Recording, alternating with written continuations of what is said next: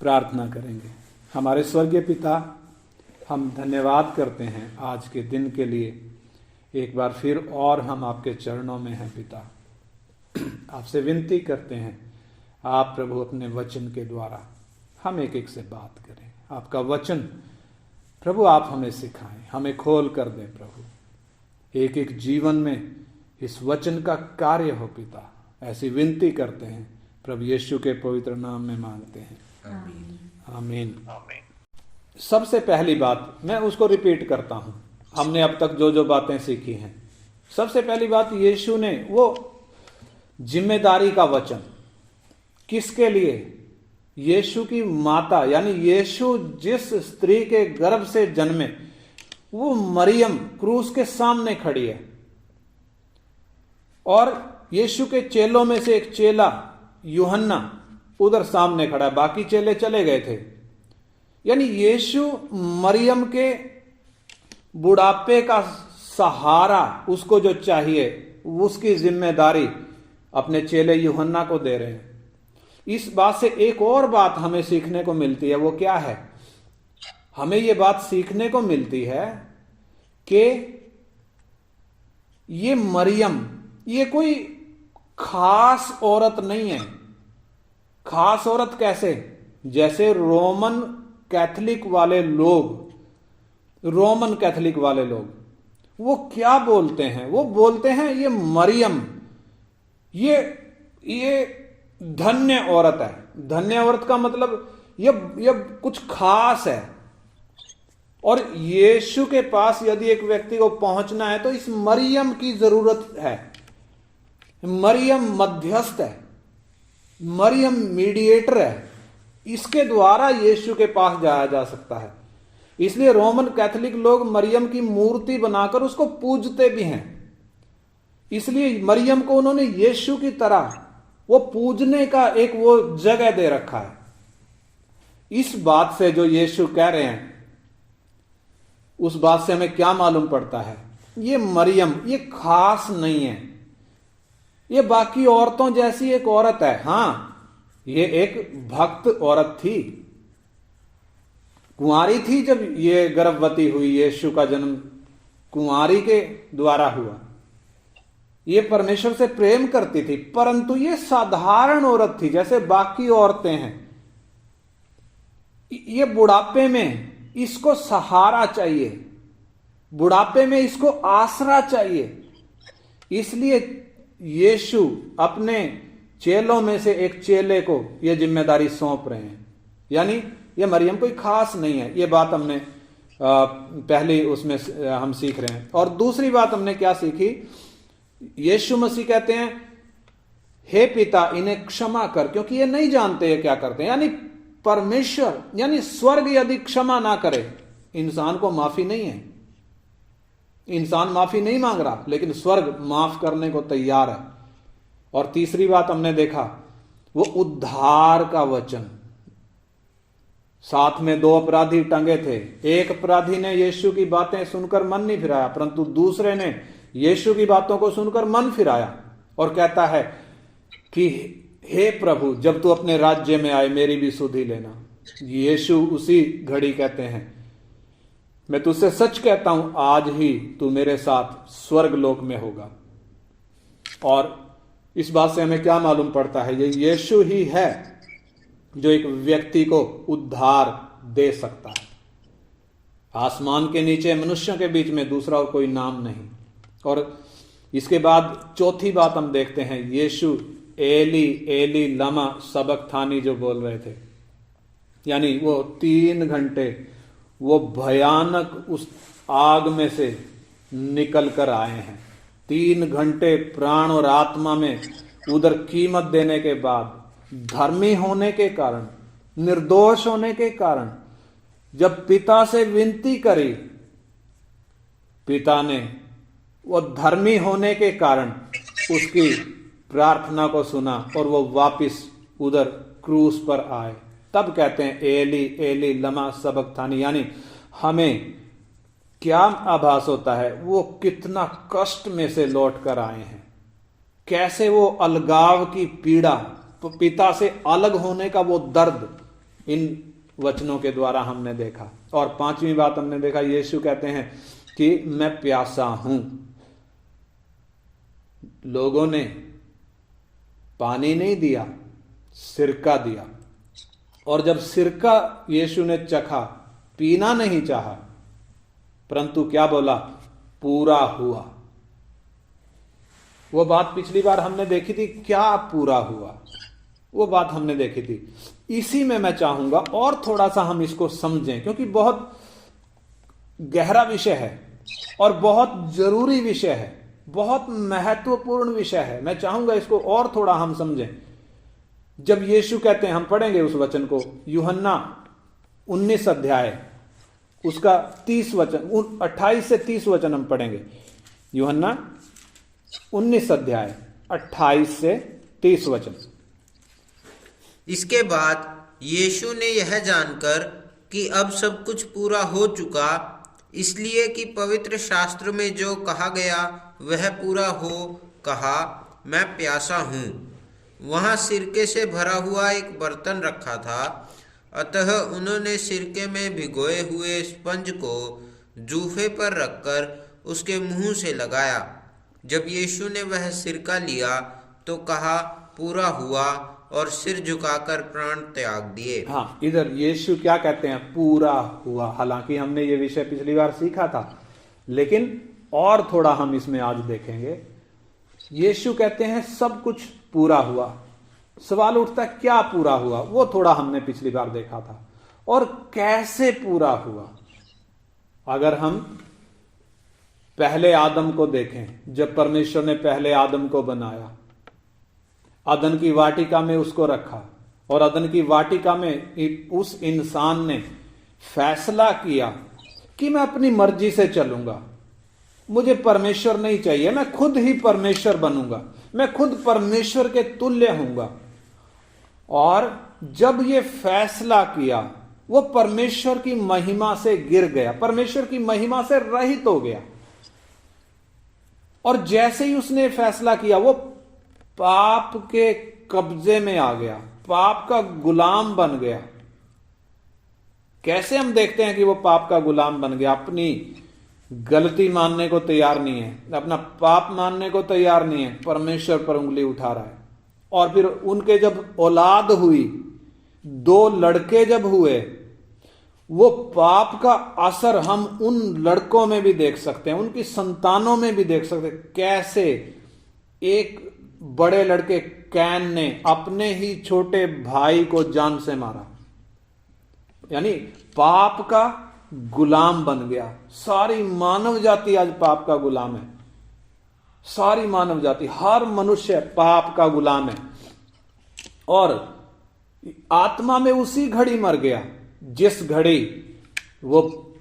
उसने ये फैसला लिया और शैतान के कब्जे में आ गया। धरती का अधिकारी था, परंतु आज ये शैतान के फंदे में फंस गया। वो अधिकार, धरती का वो अधिकार, वो शैतान ने अपने कब्जे में ले लिया। परमेश्वर ने कुछ टाइम के लिए उसको लेने भी दिया। और फिर हम देखते हैं, परमेश्वर ने उस पहले आदम को श्राप दिया। उसके लिए हम पढ़ेंगे उत्पत्ति 3 अध्याय 17 से 19। उत्पत्ति 3 अध्याय 17 वचन से 19 वचन तक हम पढ़ेंगे।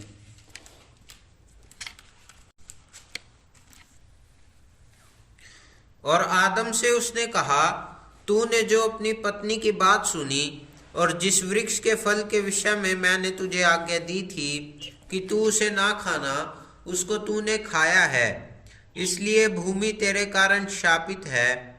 तू उसकी उपज जीवन भर दुख के साथ खाया करेगा, और वह तेरे लिए कांटे और ऊंट कटारे उगाएगी, और तू खेत की उपज खाएगा और अपने माथे की पसीने की रोटी खाया करेगा, और अंत में मिट्टी में मिल जाएगा, क्योंकि तू उसी में से निकाला गया है।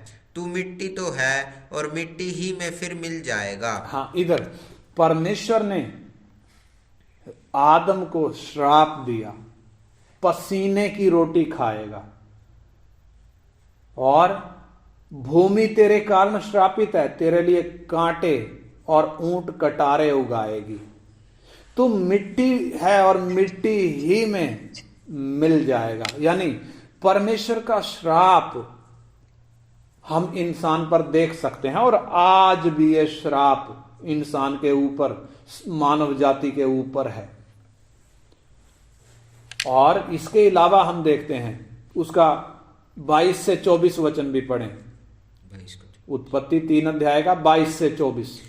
फिर यहोवा परमेश्वर ने कहा, मनुष्य भले बुरे का ज्ञान पाकर हम में से एक के समान हो गया है, इसलिए अब ऐसा न हो कि वह हाथ बढ़ाकर जीवन के वृक्ष का फल भी तोड़ के खा ले और सदा जीवित रहे। इसलिए यहोवा परमेश्वर ने उसको अदन की वाटिका में से निकाल दिया कि वह उस भूमि पर खेती करे जिसमें से वह बनाया गया था। इसलिए आदम को उसने निकाल दिया और जीवन के वृक्ष के मार्ग का पहरा देने के लिए अदन की वाटिका के पूर्व की ओर करूबों को और चारों ओर घूमने वाली ज्वालामय तलवार को भी नियुक्त कर दिया। हाँ, इधर हम क्या देखते हैं? परमेश्वर ने इस पापी हो चुके आदम को अदन की वाटिका से निकाल दिया, क्योंकि पापी हो गया। ये बोलता है मैं खुद ही परमेश्वर के तुल्य बनूंगा। परमेश्वर ने जब निकाल दिया, वो पूर्व की ओर एक ही दरवाजा था, उधर करूबों को तलवार के साथ नियुक्त कर दिया। यानी ये पापी इंसान अब परमेश्वर की उपस्थिति में नहीं आ सकता, अब ये जीवन के पेड़ से नहीं खा सकता। और हम देखते हैं दरवाजा जब बंद हो गया तो भी उधर से निकालने से पहले परमेश्वर जो दयालु है, परमेश्वर जो अनुग्रहकारी है, उसने क्या करा है? उसको, उन दोनों को, पति पत्नी को चमड़े के अंगरखे पहनाए हैं और उनको उद्धार का वायदा किया है। उद्धार करता आएगा, स्त्री का वंश आएगा, उसके द्वारा उद्धार आएगा करके वो वायदा देकर उनको उधर से निकाला है। और अब जब यीशु क्रूस पर टंगे हुए हैं, यानी वो स्त्री का संतान जब मनुष्य के शरीर में होकर आया है, स्त्री का संतान होकर आया है, और जब वो इंसान जाति का वो कर्जा चुकाने के लिए जब क्रूस पर टंगा हुआ है, उधर हम देख सकते हैं वो मनुष्य के छुटकारे के लिए टंगा है, अपने पाप के लिए नहीं, वो मनुष्य के छुटकारे के लिए टंगा है। हम देखते हैं पहला आदम जो परमेश्वर ने बनाया था, वो पहला आदम जब उसने पाप किया, उस पहले आदम ने जो पाप किया उसके ऊपर जो दंड आया, उसका हिसाब चुकाने के लिए, उसका वो पूरा भुगतान करने के लिए अब ये अंतिम आदम आया है। यीशु को अंतिम आदम भी बोला गया है, जैसे उसको परमेश्वर का पुत्र बोला गया, मनुष्य का पुत्र बोला गया, प्रभु बोला गया, उद्धारकर्ता बोला गया, मसीह बोला गया, उसको अंतिम आदम भी बोला गया है। यानी क्रूस पर ये अंतिम आदम उस पहले आदम के द्वारा आए हुए पाप को जो मानव जाति पर है उसका भुगतान करने के लिए क्रूस पर टंगा हुआ है, उस श्राप का भुगतान करने के लिए क्रूस पर टंगा हुआ है। तो हम देखते हैं उस पहले आदम के द्वारा जो श्राप आया, कैसे यीशु ने उसको पूरा किया। उसके लिए हम पढ़ेंगे लूका 22 अध्याय उसका 44 वचन। लूका 22 अध्याय का 44 वचन हम पढ़ेंगे। वह अत्यंत संकट में व्याकुल होकर और भी हार्दिक वेदना से प्रार्थना करने लगा, और उसका पसीना मानो लहू की बड़ी बड़ी बूंदों के समान भूमि पर गिर रहा था। हाँ, इधर हम क्या देखते हैं, गतसमनी बाग में यीशु पिता से प्रार्थना कर रहा है। 3 बार प्रार्थना करी, हे पिता हो सके तो ये कटोरा मेरे सामने से हटा ले। कौन सा कटोरा? मानव जाति का पाप जो उठाने जा रहा है, क्रूस की वो भयानक मृत्यु जो सामने रखी हुई है, उसको साफ देख रहा है, इसलिए 3 बार प्रार्थना करी। और यीशु का जो खून था पसीने की मोटी मोटी बूंदों के द्वारा जमीन पर गिरा। यानी जो पाप, वो जो श्राप परमेश्वर ने अदन की वाटिका में उस पहले आदम को दिया था कि तू पसीने की रोटी खाया करेगा, उस श्राप का भुगतान यीशु कैसे कर रहा है? यीशु का खून पसीने की मोटी मोटी बूंदें बनकर वो जमीन पर गिर रहा है। यानी कैसे श्राप का, अदन की वाटिका में आए श्राप का भुगतान, कैसे ये अंतिम आदम गतसमनी बाग से शुरुआत कर रहा है, उसको उतारने के लिए, वो कर्जा चुकाने के लिए, वो भुगतान करने के लिए। और उसका हम पढ़ेंगे मत्ती 27 अध्याय उसका 29 वचन, मत्ती 27 का 29 वचन।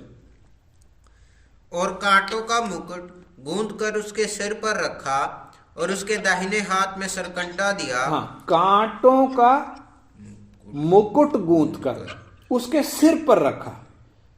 देखो, यीशु के सिर पर क्या रखा?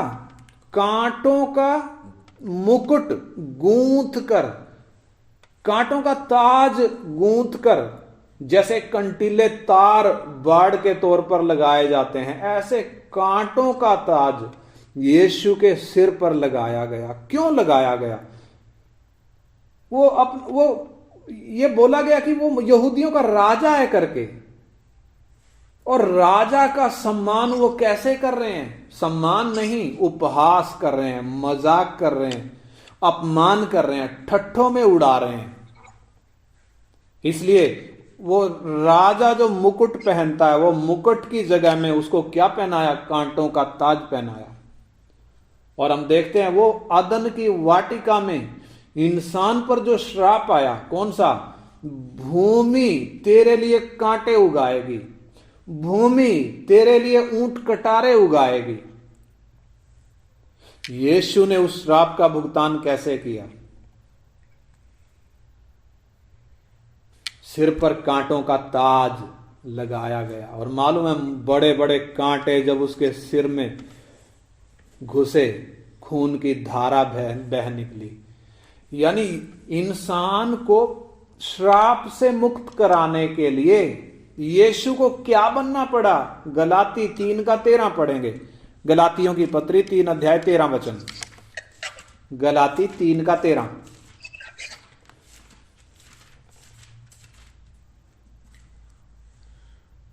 मसीह ने जो हमारे लिए शापित बना। हाँ, मसीह ने जो हमारे लिए क्या बना? शापित बना। हाँ, हमें मोल लेकर व्यवस्था के शाप से छुड़ाया। हमें मोल लेकर व्यवस्था के शाप से छुड़ाया। यानी हम देखते हैं यीशु को क्या बनना पड़ा? श्राप बनना पड़ा, श्रापित नहीं, श्राप बनना पड़ा। क्यों बनना पड़ा?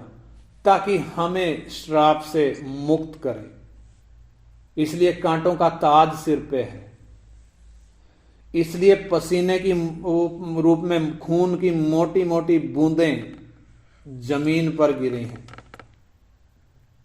और इसके अलावा जब हम आगे देखते हैं, उसके कोड़े खाने से, उसने जो कोड़े खाए, उसके कोड़े शरीर पर सहने के द्वारा हमारे रोगों और बीमारियों के लिए कीमत चुकाई गई। पहला पत्रस 2 का 24 हम पढ़े। पहला पत्रस 2 अध्याय का 24 वचन, उसका 23 और 24 हम पढ़ लें। वह गाली सुनकर गाली नहीं देता था और दुख उठाकर किसी को भी धमकी नहीं देता था, पर अपने आप को सच्चे न्यायी के हाथ में सौंपता था। वह आप ही हमारे पापों को अपनी देह पर लिए क्रूस पर चढ़ गया, जिससे हम पापों के लिए मरकर धार्मिकता के लिए जीवन बिताएं। उसी के मार खाने से तुम चंगे हुए। उसी के मार खाने से तुम क्या हुए? चंगे हुए। यानी हमें चंगा करने के लिए यीशु को मार खानी पड़ी और रोमी कोड़ों के द्वारा उसको मारा गया। यानी रोमी कोड़ों को सहकर यीशु ने हमारी बीमारियों के लिए, हमारे रोगों के लिए वो कीमत चुकाई। हमने देखा श्राप के लिए कीमत चुकाई और हमारी बीमारियों के लिए जो पाप के कारण है वो कीमत चुकाई। और इसके आगे हम देखते हैं उसका खून जो बहा, उसके लिए हम पढ़ेंगे कुलूसी 1:14। कुलूसी 1:14, कुलूसियों की पत्री 1 अध्याय का 14 वचन। जिसमें हमें छुटकारा अर्थात पापों की क्षमा प्राप्त होती है। उसका 13 से पढ़ो। उसी ने हमें अंधकार के वश से छुड़ाकर अपने प्रिय पुत्र के राज्य में प्रवेश करवाया, जिसमें हमें छुटकारा अर्थात पापों की क्षमा प्राप्त होती है। हाँ, पापों की माफी के लिए यीशु का खून बहाया गया और यीशु ने हमें जो धार्मिकता का कपड़ा पहनाया, विश्वास करने वाले को वो धार्मिकता का कपड़ा जो पहनाया। आदम को परमेश्वर ने अदन की वाटिका में से निकालने से पहले एक वो निर्दोष जानवर को मारकर उसका चमड़ा निकालकर उनको चमड़े के अंगरखे पहनाए, तब बाहर निकाला था। यानी वो एक आशा थी, या पापी आदम के लिए एक आशा थी, परमेश्वर उद्धार करेगा। और यीशु कैसे उद्धार कर रहा है हम जरा देखें। उसके लिए हम पढ़ेंगे, आइए उसके लिए हम पढ़ें मत्ती 27 अध्याय उसका 35 वचन हम पढ़ें। मैथ्यू 27:35। तब उन्होंने उसे क्रूस पर चढ़ाया और चिट्ठियां डालकर उसके कपड़े बांट लिए। हाँ, चिट्ठियां डालकर यीशु के कपड़े क्या कर लिए? आपस में बांट लिए। हाँ,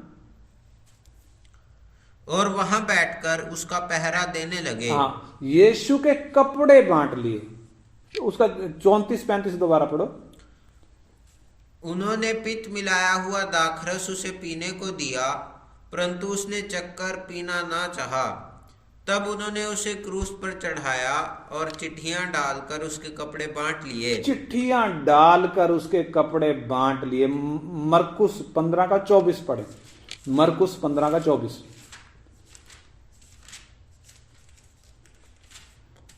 मरकुस 15:24। तब उन्होंने उसको क्रूस पर चढ़ाया और उसके कपड़ों पर चिट्ठियां डालकर कि किसको क्या मिले उन्हें बांट लिया। हाँ, किसको क्या मिले, चिट्ठी डालकर उसके कपड़े बांट लिए। यानी हम जरा देखें, यीशु ने अपने कपड़े भी किन के लिए दे दिए? अन्य जातियों के लिए दे दिए। अन्य जाति लोग जिनको वो कपड़ों की जरूरत थी, यीशु ने वो कपड़े भी उनको दे दिए। उन्होंने चिट्ठियां डालकर उसके कपड़े बांट लिए। और हम देखते हैं यीशु ने जो हमें उद्धार का वस्त्र पहनाया है, खुद नंगा होकर क्रूस पर टंगा है। आप कई जगह देखते होंगे क्रूस की फोटो और यीशु उधर टंगा हुआ है, लेकिन वो थोड़ा कपड़ा लपेटा हुआ है उसको नंगा ना दिखे करके, परंतु वास्तव में उसके शरीर पर एक भी कपड़ा नहीं था। सारे के सारे कपड़े उसको उतार कर उसको नंगा क्रूस पर टांगा। क्यों नंगा टांगा? ताकि हमें उद्धार का वस्त्र पहनाए। यानी हमें उद्धार का वस्त्र पहनाने के लिए उसने कैसे कीमत चुकाई। वो बात को हम इधर समझ सकते हैं, अच्छे से समझ सकते हैं। और इतना ही नहीं, हमने देखा कैसे यीशु ने अपना प्राण मृत्यु के लिए उंडेल दिया, अपना प्राण मृत्यु के लिए उंडेल दिया। कहां? वो तड़पने वाली जगह में। क्यों उंडेल दिया? ताकि हमें किसके बंधन से छुड़ाए? पाप की गुलामी से और मौत के कब्जे से हमें छुटकारा दे, विश्वास करने वालों को छुटकारा दे। यानी हमारे छुटकारे के लिए, हमें पाप की गुलामी से, मौत के कब्जे से छुड़ाने के लिए यीशु ने 3 घंटे, वो जब धरती पर अंधेरा छाया था, उन 3 घंटों में अपना प्राण किधर उंडेला है? वो तड़पने वाली जगह में। यानी हमारे छुटकारे के लिए कितनी बड़ी कीमत यीशु ने चुकाई है। और हम देखते हैं उसका दूसरा कुरिन्थी 5:21 हम पढ़ें। दूसरा कुरिन्थी 5:21, दूसरा कुरिन्थी 5 अध्याय का 21 वचन। जो पाप से अज्ञात था, जो पाप से अज्ञात था, उसी को उसने हमारे लिए पाप ठहराया। हाँ, हमारे लिए क्या ठहराया? पाप ठहराया। हाँ, कि हम उसमें होकर परमेश्वर की धार्मिकता बन जाएं। हम उसमें होकर परमेश्वर की धार्मिकता बन जाएं। यानी कैसे? एक व्यक्ति जो अपनी धार्मिकता के पूरे प्रयास कर रहा है, अपने धर्म के कामों के द्वारा परमेश्वर को खुश करने का प्रयास कर रहा है, लेकिन परमेश्वर की नजरों में इंसान के धर्म के काम मैले चिथड़े हैं। यीशु ने पाप बनकर हमारे पाप के लिए वो भारी कीमत चुकाई, ताकि हमें परमेश्वर की धार्मिकता बनाए। हम एक एक चीज देख रहे हैं, कैसे यीशु ने दाम चुकाया, कैसे यीशु ने सब कुछ पूरा किया। यूहन्ना 19 अध्याय 34 वचन। यूहन्ना 19 अध्याय 34 वचन।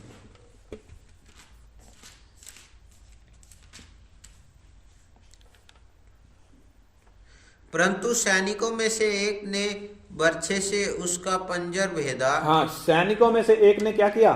बर्छे से उसका पंजर भेदा, और उसमें से तुरंत लहू और पानी निकला। उसमें से क्या निकला? तुरंत लहू और पानी निकला।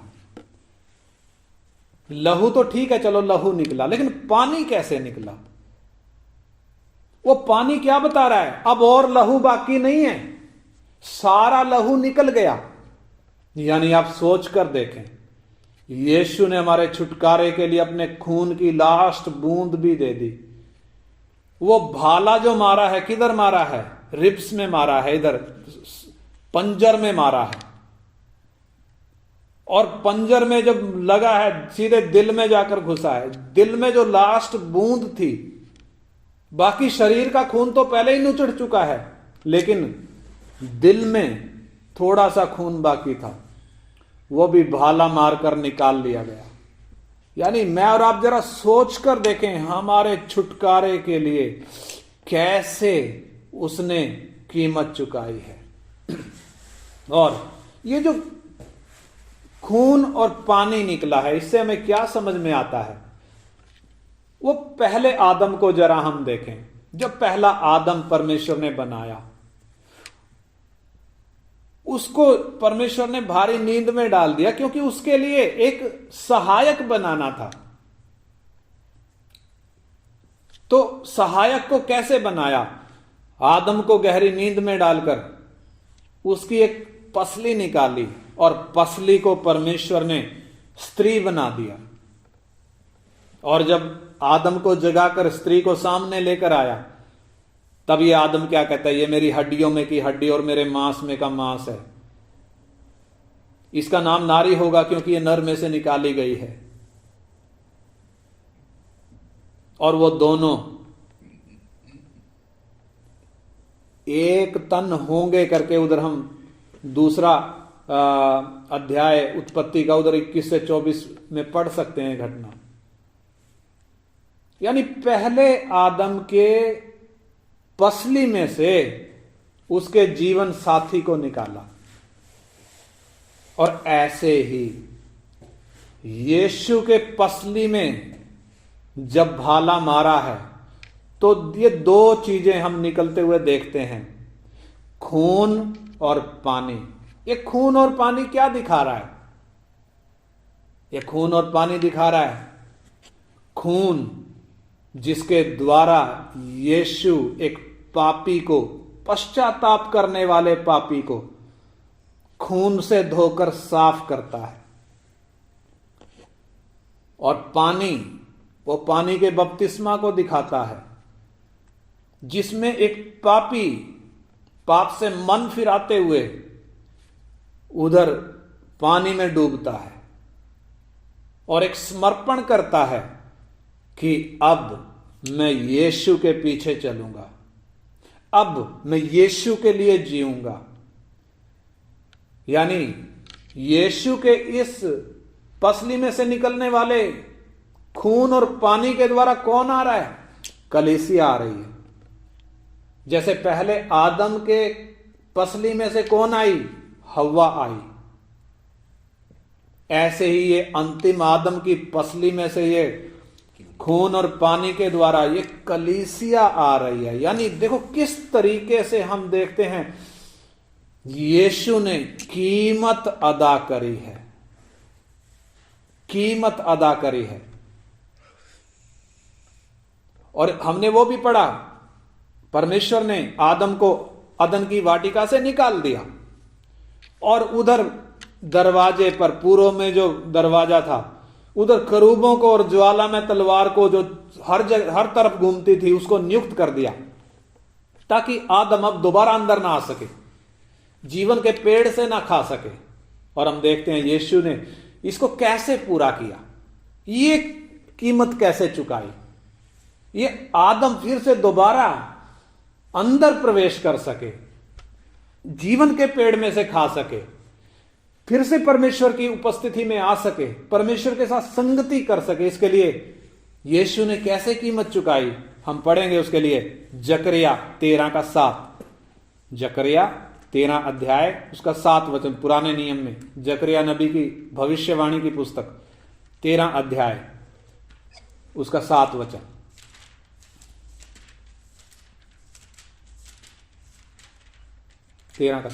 सेनाओं के यहोवा की यह वाणी है, हे तलवार, हे तलवार, मेरे ठहराए हुए चरवाहे के विरुद्ध अर्थात जो पुरुष मेरा सजातीय है, मेरा सजातीय है, उसके विरुद्ध चल। हाँ, तू उस चरवाहे को काट। हाँ, तब भेड़ बकरियां तितर बितर हो जाएंगी। हाँ, और बच्चों पर मैं अपने हाथ बढ़ाऊंगा। हाँ, देखिए इधर क्या लिखा है,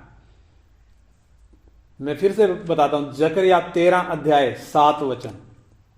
सेनाओं के यहोवा की यह वाणी है, हे तलवार, इंग्लिश में लिखा है हे तलवार जाग, मेरे ठहराए हुए चरवाहे के विरुद्ध, यानी जो पुरुष मेरा स्वजाति है, मेरी जाति का है, उसके विरुद्ध चल। तू उस चरवाहे को काट, यानी वो तलवार जो अदन की वाटिका के पूर्व में वो करूब, वो तलवार के साथ जो नियुक्त थे, वो तलवार किस पे चल गई? ये जो चरवाहा क्रूस पर टंगा है।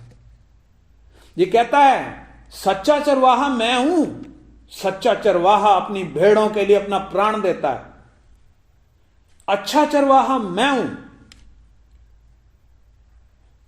इसने वो तलवार खुद अपने ऊपर चलने दे दी। परमेश्वर का स्वजातीय है,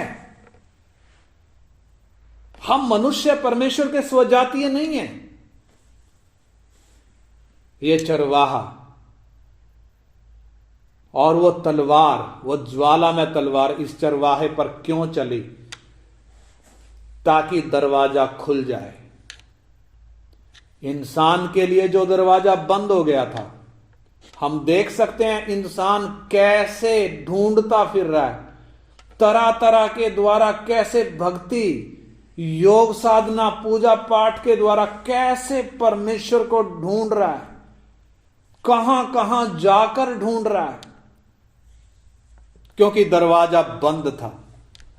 अब वह तलवार चरवाहे पर, ठहराए हुए चरवाहे पर जब चल गई, वह दरवाजा खुल गया।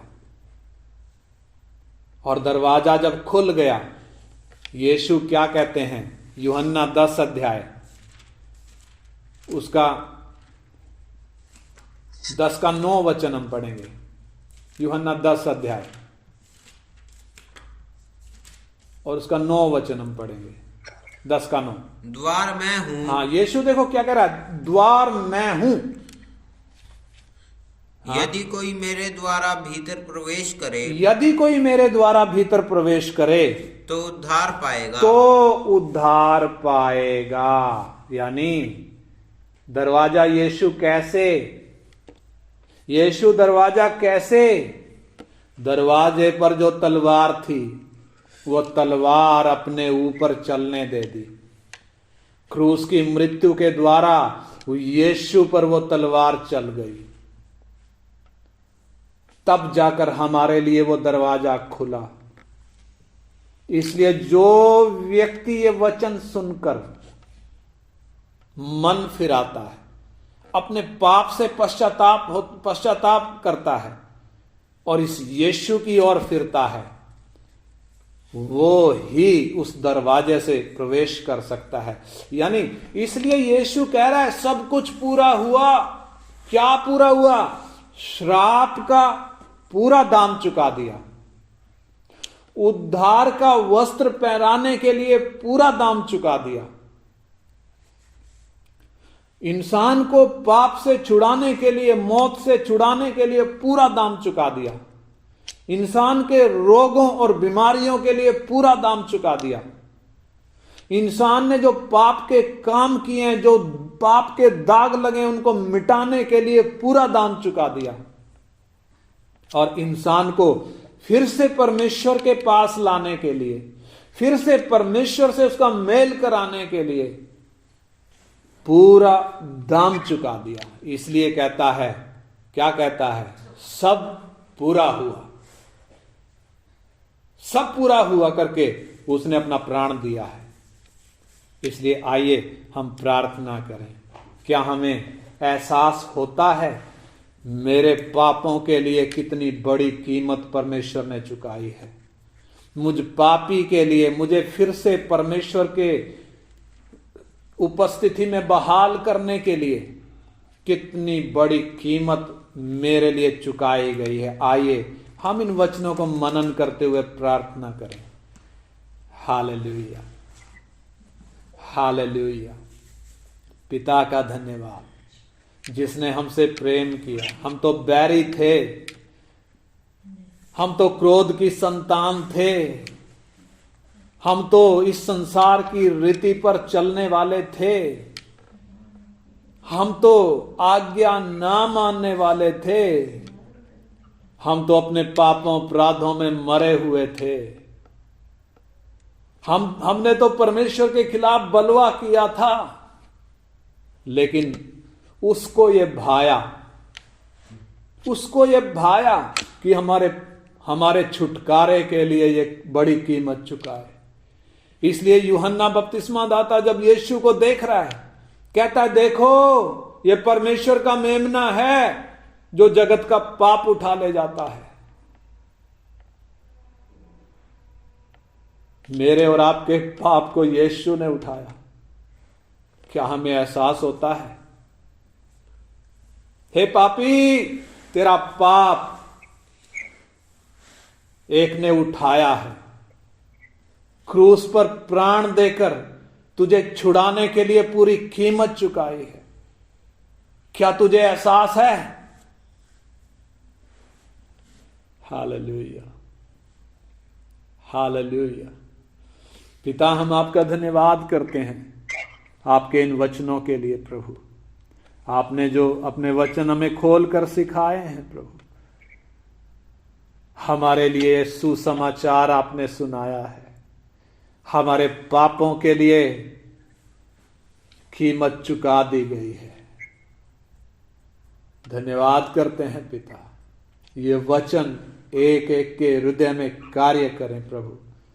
जो भी इन वचनों को सुनता है प्रभु, एक एक के जीवन में आपका आत्मा कार्य करे, ताकि ये वचन जो जीवनदायी है प्रभु, ये एक एक को जीवित करें। बाप आपके हाथ में सौंपते हैं, यीशु मसीह के पवित्र नाम में मांगते हैं, आमीन।